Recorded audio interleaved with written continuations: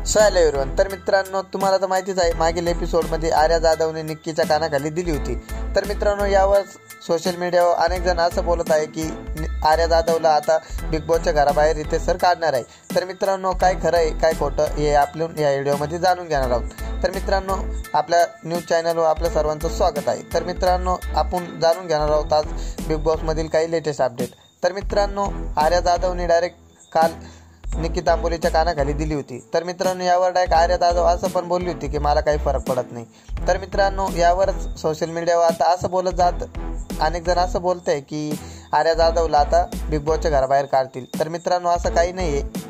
Riteish sir भाऊच्या धक्क्यावर येतील आणि आर्या जाधवला एक पनिशमेंट देण्यात येईल किंवा जेल करण्यात येतील 1 हप्त्यासाठी। तर निक्कीला कशी पनिशमेंट देण्यात आली की ती कधी कॅप्टन बनू शकत नाही बिग बॉसच्या घरात, तसंच आर्या जाधवला पण अशीच काहीतरी पनिशमेंट देण्यात येईल, पण थोडी हार्ड पनिशमेंट देण्यात येईल, खतरनाक।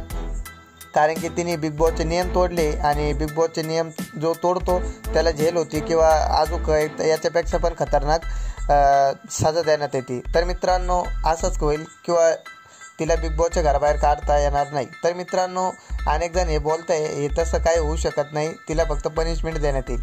तर मित्रांनो, तुम्ही आर्या जाधवचे फॅन असाल तर मित्रांनो, या चॅनलला सबस्क्राईब करा, लाईक कमेंट शेअर करा। धन्यवाद।